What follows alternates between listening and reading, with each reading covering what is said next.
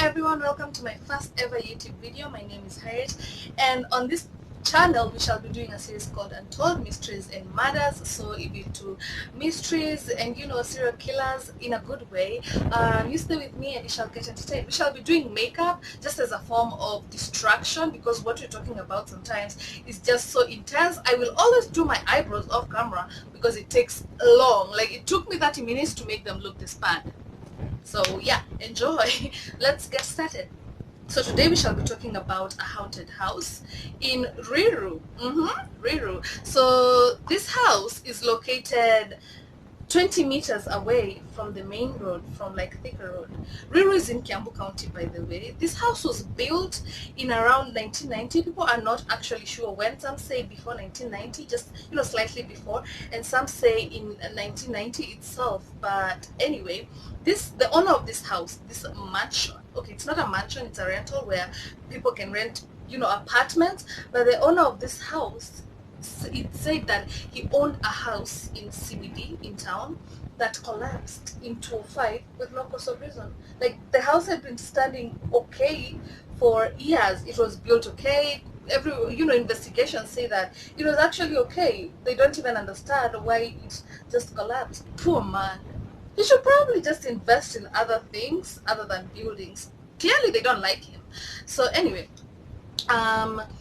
this house that was built in 1990, our main focus, it is believed to be haunted by ghosts. Haunted, or they live there. They actually live there. These ghosts live in that house. So I'm going to tell you a story about Juma and his friends who, just decided to go and check what the fuss is about in this house. So Juma and his 6 friends, they were a group of 7. They decided to go in this house and investigate, and check if the stories that tenants that have lived there before tell is true. So they pack up and decide to go visit ghosts, technically. So they get them and they open the gates. It is said that when you open the gates, it's in ruins, right? Like, the compound is unkept, the grass is long, and it just looks very creepy. It seems like these ghosts are lazy. They don't like mowing their lawn. So anyway, they enter into the house, and it's how a house that has not had tenants in 30 years should look like. It's destroyed in the outside. So they go inside the apartment, the first apartment, I guess they see. So they go inside it, and guess what? When they entered the house, it was fully furnished. Miracle. I don't know. Like, how rich are these ghosts, you guys? Like, wow, it was fully furnished. Tell me more. So it was fully furnished. Everything that you will find in a house was there, like seats, television, what else is in the house? Radios, it was just fully furnished. Okay, so they were creeped out by this, but none of them told the other to go home. I don't know why, because if I was in that group, I was going home the minute I saw a fully furnished apartment. But not Juma and his friends. No, they went ahead and said, let's check the kitchen. Let's see what ghosts cook. So they enter into the kitchen, and, well, as expected, I can't say otherwise, as expected, there were knives, plates, everything. So Juma and his friends, this is surprising to them. They decide to go closer. I don't know why you will see knives in a house where there are ghosts and just decide to go closer. It beats me. Okay, I just don't understand what was going through their mind. So they go closer to the knives and the plates and everything, and all of a sudden this cutlery start flying at them like they described it as a horror movie scene. I don't watch horror movies. I don't like them. But if you have, and I have, in a group of influence, peer pressure, I have watched maybe 1 or 2. I know what he was talking about, like the flying knives and the plates and spoons, and they couldn't see who is throwing these things. So they describe this ghost as violent. These people are violent. Like, we just came to see what you do. What's wrong? just came to hang. We are bored. We don't have friends. You should be our new friend circle. So anyway, when that started happening, of course, the logic thing to do is to run for your life, right? So they did that. Juma and his friends got smart at this point, which I don't understand why they never got smart after seeing the fully furnished apartment. But that ain't none of my business. So they decided to run away. And when they go outside to the gate through which they came in, it was locked. They couldn't get out. So they decided, to scream for neighbors to help them. And so they decided to start screaming. And they started screaming. They screamed so hard that actually the neighbors heard them. So what do the neighbors have to say about this? When the neighbors were interviewed about this, they said, yeah, we heard them screaming, but no, we did not go to help them because we knew that place and we told them that it was inhabited by ghosts, but they still went there, so it was their decision.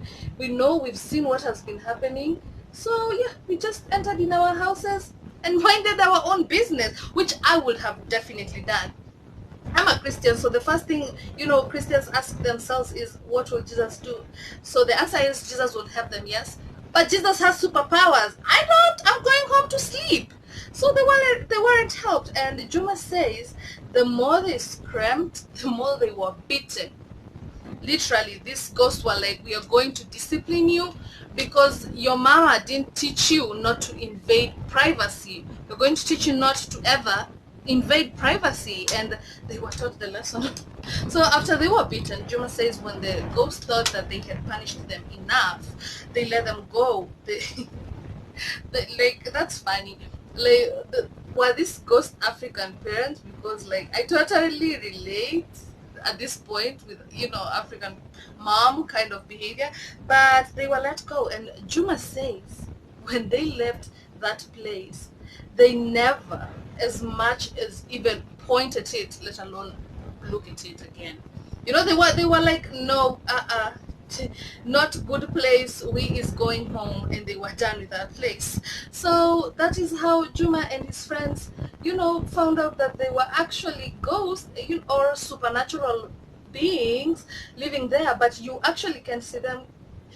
I want you to remember that you actually can see these beings. They are just there to teach you lessons when you invade their privacy. So a woman who was born and raised in this part of Ruiru says that up in the rooftop of this building, it must be a very classy building, Basi, because she says there's a swimming pool up in the rooftop. How nice. These ghosts are just living my dream life because they have fully furnished apartment, they have a kitchen with food, I love food, and they have a swimming pool up in their rooftop. I get why everyone wants to try and live there. There's everything you need to actually live there. So anyway, this woman says that this pool has a fresh supply of water. It never runs out of water. I don't know how she knew about this, but I am guessing when she was a kid, they would go there with friends or something, and I guess they were also beaten because she doesn't go there either.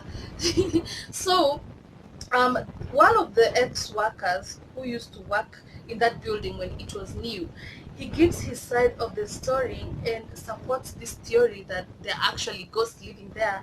He says that during the opening night of this building, everyone who attended this opening night, the party, was dressed in white.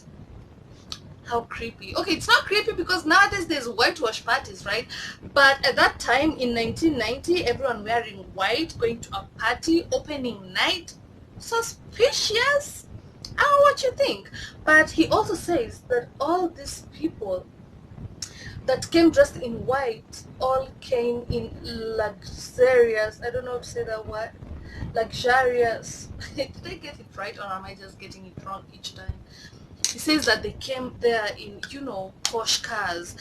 They looked like they are lacking for nothing. These ghosts were actually contented. Okay, they were not ghosts at this point because he is people he can actually see. So, before we go to the next part of the opening night, it is said that every night an old man goes into that building and he gets out of there very, very early in the morning.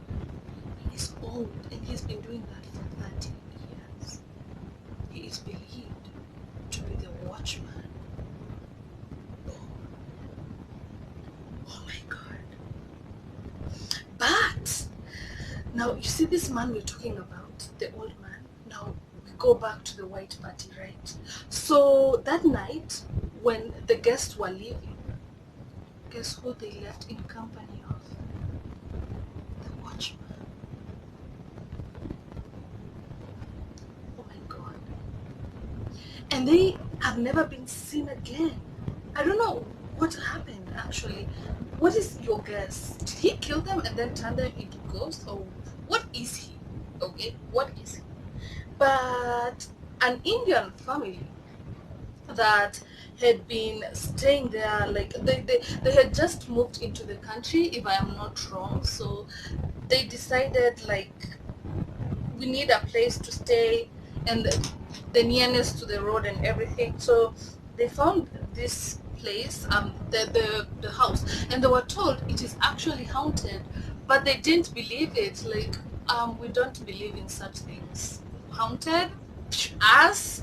Now we're Indians. They like foreigners. Ghosts like foreigners. So they entered into the house. They packed everything in, and it is fully furnished. So the only thing they had to do is pack their clothes properly. So that's what they did. They unpacked and packed their clothes properly. And for a week, these Indians say that at night, when they try to sleep, they will hear voices talk, just around the house. It's like, shut up, ghost! We're trying to sleep. I'm sorry, but that's hilariously okay. And I know it's like, why can't they just move, right? But it's expensive to move around, especially like when you're new and you're just getting to know a place. You just don't move around in these new places. It's honestly not easy. It's not cheap.